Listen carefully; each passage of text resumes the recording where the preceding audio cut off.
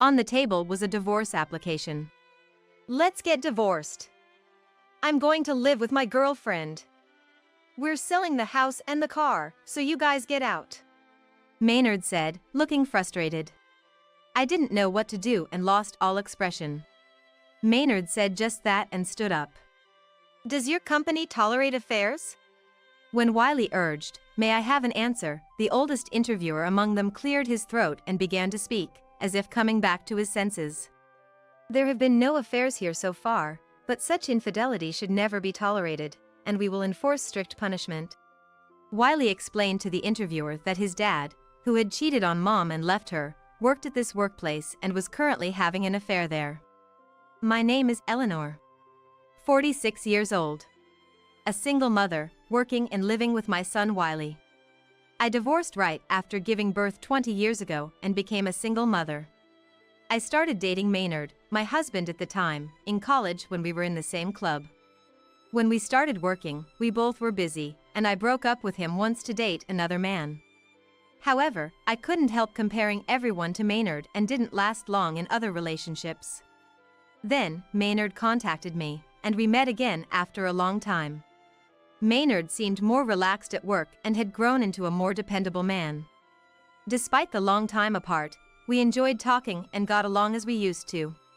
Maynard's stubborn and forceful traits, which used to be his bad habits, now seemed manly, and I fell for him again. We resumed our relationship and got married quickly.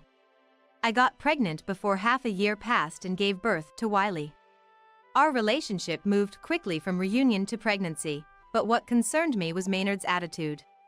He started coming home late when I got pregnant and suffered from severe morning sickness.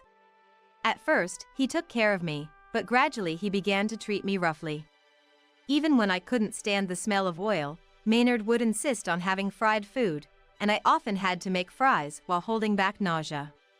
When I was lying down, Maynard said pregnancy wasn't an illness and didn't allow any slacking in housework. Of course, Maynard never helped. He had become a chief at work. Maynard often boasted, "I'm the first in the office to become a chief at this age." I felt lonely but was grateful that we could live without financial worries thanks to his job. But the loneliness was unbearable, and I wished his work would end soon. I managed almost all the household alone and gave birth to Wiley. Incredibly, Maynard didn't attend the birth. At the hospital, I was mistaken for a single mother. After the birth, my mom came to help with the house, but she had to return home in about 2 weeks due to my dad's poor health. Maynard's attitude didn't change after the birth, and I continued to handle childcare and housework alone. One night, I went to bed as usual, but I suddenly woke up and saw Maynard standing by the bed.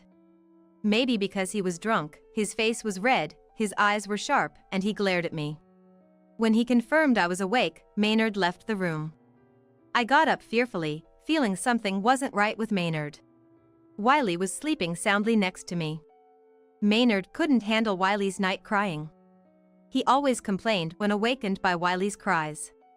I got up slowly, trying not to provoke Maynard, and headed to the living room. There was a large bag Maynard used for business trips in the living room. I mistakenly thought I was being forced to prepare for a sudden business trip. Maynard said, "I'm leaving." I still misunderstood, thinking he was going on a business trip. "Where are you going on your trip?" Maynard glared at me intensely. "No. I mean, we're getting a divorce." I couldn't comprehend Maynard's words. What was he talking about?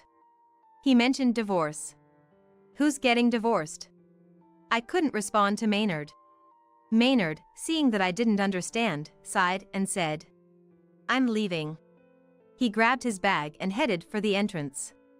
As if reacting to his words, Wiley's crying echoed from the bedroom. I felt sorry for Wiley, but I couldn't attend to him now. I grabbed Maynard's arm to stop him. I was afraid of being abandoned by Maynard. He looked at me with annoyance and shook off my arm violently. "Don't get in my way." I collapsed in the hallway. I couldn't muster the strength to stand up. Without looking back, Maynard said, "His crying at night is so annoying," and left the house. I called Maynard's mobile phone many times and sent texts, but there was no reply. A few days later, Maynard returned. I thought we might become a family again. I greeted Maynard with a smile, but he sat down in the living room chair with an irritated face. Holding Wiley, I sat opposite him. Just as I was about to speak, Maynard took a piece of paper from his bag. Seeing it, my heart almost stopped. Not that I hadn't imagined it. But being confronted with the reality, I started to tremble. Wiley, feeling the strength in my arms, became uncomfortable. On the table was a divorce application. Let's get divorced. I'm going to live with my girlfriend. We're selling the house and the car, so you guys get out. Maynard declared, looking frustrated. I lost my expression, not knowing what to do. After saying that, Maynard stood up. I didn't want Maynard to disappear like this. I thought I would never see Maynard again, so I stood in his way in the hallway. Maynard clicked his tongue and pushed me aside. Don't go! If there's anything wrong, I'll change it. I was desperate to hold on to Maynard. At that moment, I thought I would do anything if it meant he would stay. I was in a state of panic. Perhaps I was completely dominated by Maynard, both in heart and body. The thought of him leaving was terrifying. Don't go! I was nearly hysterical. Wiley, startled, began to cry loudly. Shut up. I'd rather be with her than you guys. Anyway, we're getting divorced. Shocked by Maynard's loud voice, I involuntarily stepped back. Don't interfere. Maynard pushed me away, just as before, while I was still holding Wiley. I fell in the hallway, shielding Wiley. Wiley cried even louder. Seeing Wiley crying, I was relieved he was alive. Maynard looked at us as we lay there, surprised, but then started walking. At the entrance, putting on his coat, Maynard said coldly, "Sign this soon and leave the house." And left. Realizing I was abandoned by Maynard, I cried with Wiley. Maynard's words, "Get out of my house," echoed in my head. This house was a single-family home we bought when I found out I was pregnant. It was my dream to have a house with a garden, and Maynard made it come true. I cooked his favorite meals, did laundry, and cleaned every corner. I never thought I'd have to leave this house. I had fantasized about sending Wiley into society from here and maybe living together in the future, but it all became unachievable. I contacted Maynard's mobile phone many times, but there was no reply as usual, and since the house was in Maynard's name, I had no choice but to give up. Thus, I signed the divorce papers, left the house, and decided to live with my parents. At that time, my mind was full of being abandoned by Maynard. I couldn't think of anything else. I didn't even ask Maynard for child support or compensation through the divorce settlement. Life at my parents' house was hard. Dad was frail and sickly, and Mom worked as an insurance agent to make a living. To survive, I took various jobs. Grocery store, night security, delivery, traffic control, I did any high-paying job, day and night. We were desperate to survive. I think Wiley must have felt lonely with Mom being busy with work too. When Wiley was about to enter elementary school, he probably felt mentally unstable. He didn't want to go to school. It seemed that he was teased by his classmates for being raised by a single mother and for always wearing the same clothes. Wiley never mentioned it to me, but I heard it from his teacher. When I heard this story, I couldn't stop crying, feeling sorry for Wiley, who had done nothing wrong. The teacher introduced me to another student in the same situation. I started talking and sharing frustrations with that student's parent, and for the first time, I made a friend who was also a mother. Wiley also became friends with that student, and they started hanging out. Having even one friend made Wiley willing to go to school, and he became more cheerful at home. Wiley was a smart kid with good grades, and his elementary school teacher suggested he take exams for private middle schools, but we couldn't afford it. I often cried alone at night, wishing Maynard were here to support us. Dad passed away right as Wiley graduated from elementary school. Dad had spent a lot of time in the hospital towards the end, and although we couldn't meet often, he passed away peacefully. I contacted Maynard, but, as expected, there was no reply. Now it was just Mom, Wiley, and me. Wiley, who went to a public middle school, made more friends and enjoyed a fulfilling school life. He balanced basketball club activities and studies, ranking among the top students. When Wiley was in 9th grade, his teacher suggested a private high school affiliated with a university, but I couldn't afford the tuition. I tried to ask Maynard for child support and tuition fees, but couldn't get in touch. I even went to our old house, but a new one had been built there. Seeing the new house, I decided to give up on Maynard completely. I couldn't rely on Maynard anymore. I decided, albeit late, to become an independent adult. Fortunately, Wiley was not much trouble and was at school during the day. So, I started studying in my free time to get a qualification. I love learning and don't mind the hard work. Wiley also seemed to be trying not to burden me. He diligently attended school, participated actively in club activities and committees, and worked hard to improve his grades. Thanks to that, he was recommended for a scholarship to a prestigious public high school. Wiley's childhood best friend also got into the same high school, so we, two single-mother families, celebrated together.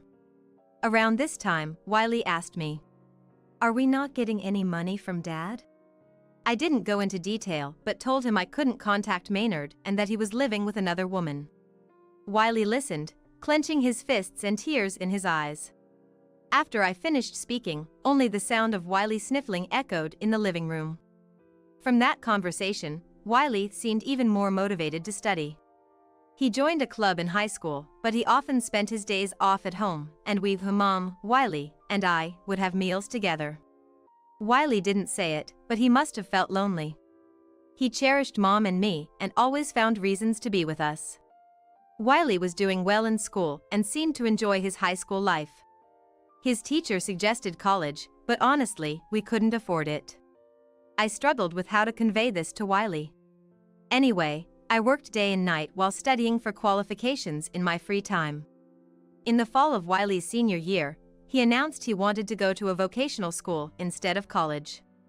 I had been working hard, cutting back on expenses, but I had damaged my health from years of overwork. I probably couldn't work as hard as before. Mom was also getting old and couldn't work like she used to. Wiley's decision was a lifeline for us. He must have understood our family's financial situation. He said he wanted to study law at a vocational school and become a judicial scrivener. Wiley was smart enough to pass the difficult exams. He planned to pay for his tuition by working part-time. I gave Wiley all the money I had saved from working desperately. It wasn't much, but better than nothing. This might avoid Wiley having to work part-time every day. Just as he graduated from high school, Mom also passed away, joining Dad. Mom had always worried about me. I caused her so much trouble.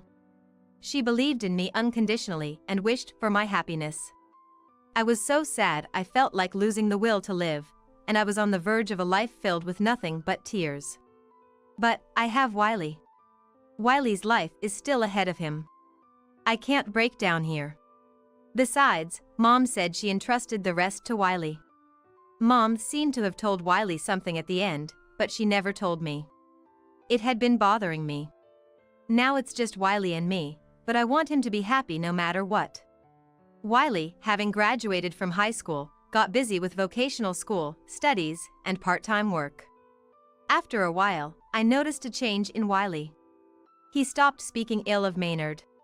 He used to frequently complain about Maynard not paying child support or compensation from the divorce.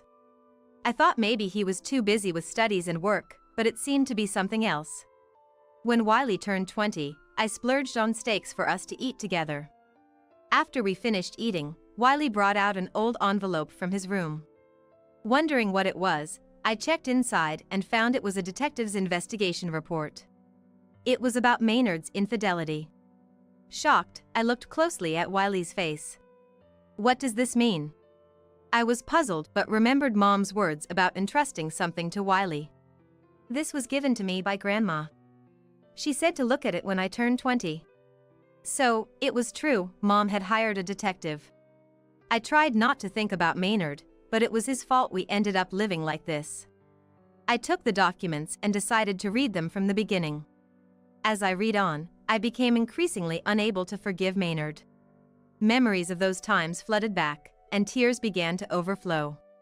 According to the report, Maynard had been cheating on me since we were together. The other woman was 6 years younger than me. It seemed they met through work. The woman had no relatives, and Maynard started dating her under the pretense of taking care of her. When I was pregnant and suffering from morning sickness, Maynard began to see her more often. He must have been fed up with me. It's strange that this woman, with no family herself, knowing the importance of a family, would do something to break another's. Didn't she feel it was wrong? Then, many photos came out. Photos of Maynard and the woman walking arm in arm. A photo of her with a big belly, with Maynard's hand on it. He used to loathe it when I was pregnant. What is all this? To an outsider, they would look like a happy couple excited about their baby. I had tried to ignore Maynard's infidelity, but seeing this much evidence, anger welled up inside me. Like a volcano on the brink of eruption. I wanted to send them both to hell, but restrained myself. Would it be right to show Wiley such an act of revenge? It might make Wiley sad. It's been almost 20 years since I divorced. The child in the photo must be about Wiley's age. I can't forgive Maynard and his mistress, but if I take revenge in this state of mind, their child would suffer just like Wiley. I need to think about what's best for Wiley and their child. A few days later, Wiley told me something unexpected. He had found Maynard's current address and visited him. Wiley, feeling the same as me, couldn't hold back and took action. He went to the apartment written in the investigation report. After all, it was about 20 years ago, so it was likely he didn't live there anymore. As expected, a different name was on the house number. Wiley was a mix of disappointed and relieved that Maynard wasn't there. Wiley rang the doorbell of the next apartment, but there was no answer. The opposite apartment also had no response, so he gave up and went outside. There, he saw an old woman sweeping in front of an aged house. Wiley asked her if she knew where Maynard had moved. She told him they had moved nearby. When Maynard and his family moved here, a middle-aged couple had come looking for Maynard, and they had a heated argument. I couldn't understand the whole conversation, but I heard words like daughter, child support, and compensation from the divorce lawsuit. When I heard this, I thought it must be my parents. Mom and Dad must have confronted Maynard in my place, demanding compensation and child support from the divorce.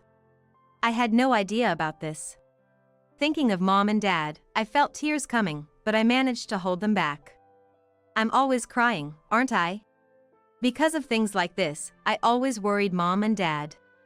I need to be stronger. I pulled myself together and encouraged Wiley to continue his story. The old lady said that soon after that argument they moved, but she remembered well since it was nearby. Wiley immediately headed to that address. Upon seeing the house, he found Maynard's name next to the door. There were 3 names. It's like they're showing off how proud they are of living as a family of 3. Wiley took a good look at the house. It had a garden, a parking space, a net presumably for golf, and a basketball goal. Compared to other houses around, it seemed quite a luxurious single-family home. As Wiley was staring at the house from a nearby park, a boy about Wiley's age came out of the house. As the boy was about to ride his bike, a woman who looked like his mother appeared. It was unmistakable, she resembled the woman in the photo. A fine house, a happy-looking mother, a boy dressed in branded clothes. Seeing all this, Wiley felt an indescribable anger and clenched his fist tightly. I couldn't stand being shown all this. Mom was always working hard without any time for makeup or fancy clothes. This woman was all made up and dressed in stylish clothes. Wiley looked frustrated and looked down. It's okay. I have Wiley with me. Wiley nodded shyly. Wiley left, still holding on to his anger. It's natural for Wiley to feel angry. After all, Maynard had built a happy family with his mistress without paying us any compensation or child support. Then Wiley did something even more surprising. He went to a detective agency. He had asked for a reinvestigation of Maynard's conduct. I was worried about the money, but Wiley said Mom had prepared a little and he used that. The detective agreed on a discount because it was a reinvestigation. And with the results, Wiley confronted Maynard's house. Wiley's decisiveness was astonishing. He was so different from me, who had been sad all the time. Wiley waited until Maynard and the child left, then rang the doorbell of Maynard's house. From inside, "Coming!" came the voice, and the door opened. Wiley expected to be answered through the door but was surprised when it opened, and Rowena, the mistress, appeared. "Who is it?" Rowena asked with an unsuspecting smile. Wiley was defensive at her smile, but he remembered what he had to do and handed her the investigation report. Rowena received it with a questioning look. "You've dragged me and my mom through hell. Do you know how much we've struggled? My mom hasn't even had time for makeup or a proper hairstyle. How could you do such a thing?" Wiley confronted her, releasing his pent-up anger. Rowena was overwhelmed by Wiley's intensity but didn't seem to understand what he was talking about. Moved by Wiley's tearful and desperate appeal, Rowena invited him into the house. Wiley later told me about this moment. "I must have looked pitiful with my teary eyes," he said with self-deprecation. Once inside, Wiley first told Rowena that he had conducted a detective investigation and found out about the house. He then detailed how Maynard cheated on me during my pregnancy, and how we've been living a difficult life without any compensation or child support from the divorce. Rowena listened silently until the end. I thought Wiley had settled things in his own way, but I was mistaken. This was just the beginning. A week after this incident, Wiley announced that he was going to an interview for an internship at a law firm. Wiley was about to graduate from his vocational school. He had narrowly missed passing the judicial scrivener exam and couldn't obtain the qualification. So, Wiley decided to work at a law-related job while aiming to obtain a qualification. He didn't tell me where he was interviewing. At that time, I had an uneasy feeling. The law firm for the internship was a major one with many applicants, but Wiley had passed the document screening and proceeded to the interview. Wiley said, "I was always diligent in class and actively submitted assignments. It's all about the daily efforts." With a smile. I realized later that all of this was part of Wiley's plan. Wiley came back from the interview. Since the day he passed the document screening, I had been feeling uneasy, so I immediately sat him down at the dining table to hear about it. "So, how did it go? Was the interview successful?" Wiley smiled confidently. "Yeah. I was late, but it went well. A big success." After finishing the coffee I served, Wiley started to tell me about the interview. I was so shocked by his story that I forgot to breathe. Wiley's interview was with 3 interviewers against just him. Wiley's application documents were well received, and despite being the last interview due to his tardiness, the interviewers had a good impression of him from the start. Wiley thought that as long as he didn't answer strangely, he would pass. "The questions were like those in the manual, so I answered them smoothly." Wiley felt he had done well. I mistakenly thought the interview had ended without any issues. The interview was going smoothly, the interviewers even showed smiles occasionally, and it was about to end. Then, at the customary "any questions" part, the atmosphere of the interview completely changed. That's when Wiley asked the interviewers an unbelievable question. "Does your company tolerate affairs?" The interviewers, hearing this question, were speechless and confused. When Wiley urged, "May I have an answer?" one of the interviewers cleared his throat and began to speak, as if coming back to his senses. It was the oldest interviewer of the 3. "We have never had an affair here, but such infidelity should never be tolerated, and we will enforce strict punishment." When I heard this answer, I thanked them with a smile. Then another interviewer asked me, "Why do you ask such a question?" So, I explained. Wiley told me this with a relieved expression. He explained to the interviewers that his dad, who had cheated on his mom and left her, worked at this workplace and was currently having an affair there. Yes, I had a hunch, but Wiley had attended the internship interview at Maynard's office. After Wiley finished explaining, another interviewer slammed the desk and stood up fiercely.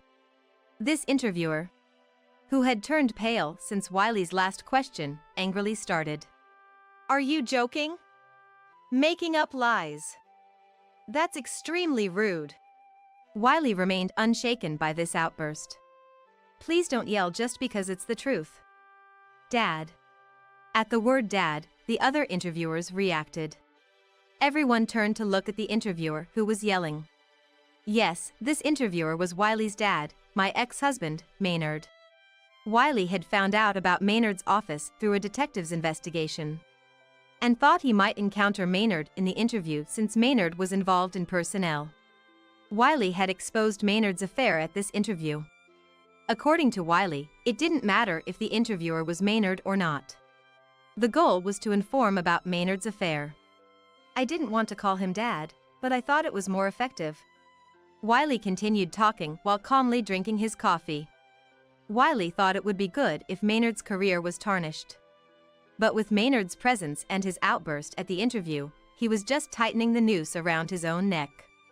Maynard didn't realize it was Wiley until the very end. In contrast to Maynard, who was shaking with anger, Wiley calmly attacked him. You cheated on Mom and left her. And now, you're having an affair with a young woman in the office. Maynard stood still, fists clenched, but was forced to sit down by the oldest interviewer. Wiley knew from the detective's additional investigation that Maynard was still having affairs in the office. I was dumbfounded to hear this story. He's having an affair with another woman now? What kind of person is he? I'm past anger, just astonished. And to top it off, the affair is with someone from his workplace.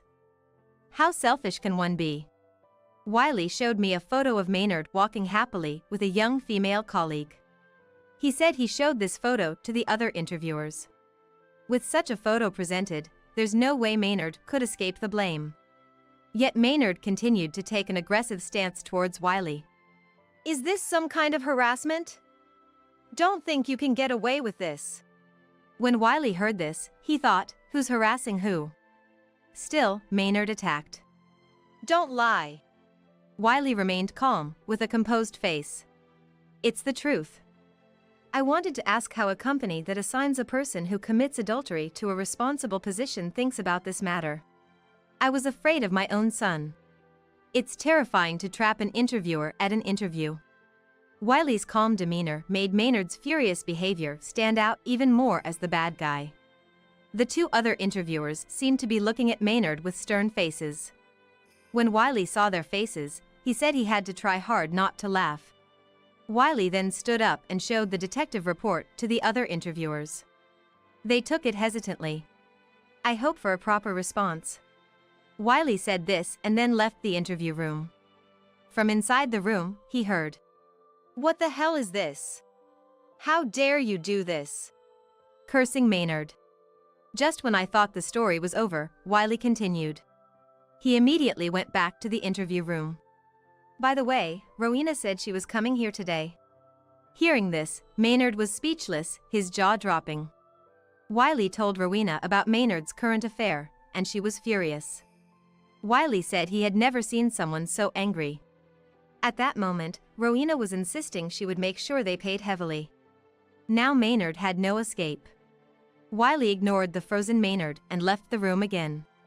The room was still filled with shouting. Wiley had intentionally been late for the interview to make it the last one, anticipating this situation. Although it was a disastrous interview by normal standards, Wiley was in high spirits for having gotten back at Maynard. He came only to get revenge on Maynard, so failing the internship was expected. As Wiley confidently walked through the lobby to leave, he heard running footsteps from behind. Turning around, he saw a furious Maynard. In a rage, Maynard swung at Wiley. Wiley dodged instinctively but fell and ended up sitting on the floor. Maynard grabbed Wiley by the collar, yelling fiercely. What have you done? If it weren't for you. He spat while confronting Wiley. Wiley braced for a punch. At that moment, Maynard was stopped by a boss-like figure from behind. Stop it. This is disgraceful, said the voice. Then Rowena entered through the front door. She coldly said to Maynard being held back. What are you doing to Wiley? And what's this about an affair? Rowena finished speaking and slapped Maynard. You lied about being single. Maynard was frozen, his cheek turning red. Don't joke. Maynard came back to his senses and started making excuses. Oh, this is a misunderstanding. The sudden intense argument drew the lobby crowd, watching the situation. Rowena, yelling angrily, began hitting Maynard with her bag. Wiley told me. It was a tragic scene. Apparently, Rowena didn't know Maynard was married. Despite being married to me, he had pretended to be single to win over Rowena. Maynard is truly despicable. Wiley said that when he told Rowena, she cried and apologized. Wiley told me that Rowena earnestly said, I didn't know, but I'm sorry. I'll definitely make amends. I'm truly sorry. While crying, Wiley informed Rowena about Maynard's second affair with a young female colleague at work, which he learned from the detective's additional investigation. Wiley had planned this revenge when he learned about the second affair. Initially, he intended to confront Maynard with the report and force him to admit his guilt, but felt that wasn't enough. He deliberately failed the test to apply for the internship. Even if Maynard wasn't involved in personnel, he could still reveal the truth in the interview. If Wiley could do that, he could get Maynard to face social repercussions. Luckily, Maynard being involved in HR and being an interviewer made this revenge effective. After the argument, security was called, and Maynard was restrained and taken to the back. Rowena, on her way out, said she would demand compensation for the divorce lawsuit and sue Maynard's workplace for damages. Stunned, Wiley watched her leave when one of the interviewers approached him. We apologize for Maynard's behavior and will investigate and take appropriate action, they said. This interviewer was an executive and Maynard's direct superior. Hearing this story, I couldn't help but cry. I was touched by what Wiley had done for me. Thank you. Wiley blushed a bit and sipped his coffee. As for Maynard, after this commotion, he was placed under administration and tasked with paperwork, but later he was dismissed. Could have been a co-partner if he had worked properly, Maynard's boss told me. The woman involved in the affair lost her place and was forced to resign after the upheaval. Rowena filed for divorce, demanding compensation and child support from Maynard. Moreover, she also demanded compensation and child support on my behalf. When I said, but it's been 20 years.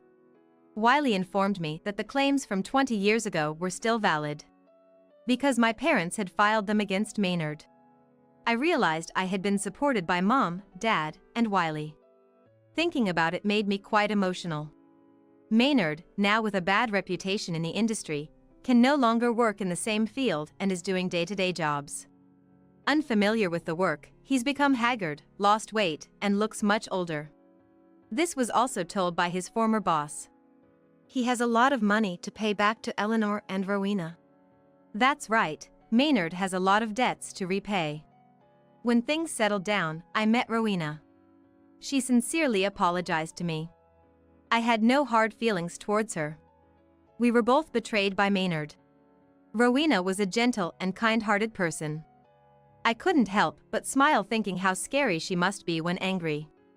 I felt we could become good friends. Thanks to my studies, I obtained several qualifications. Using them, I now work from home.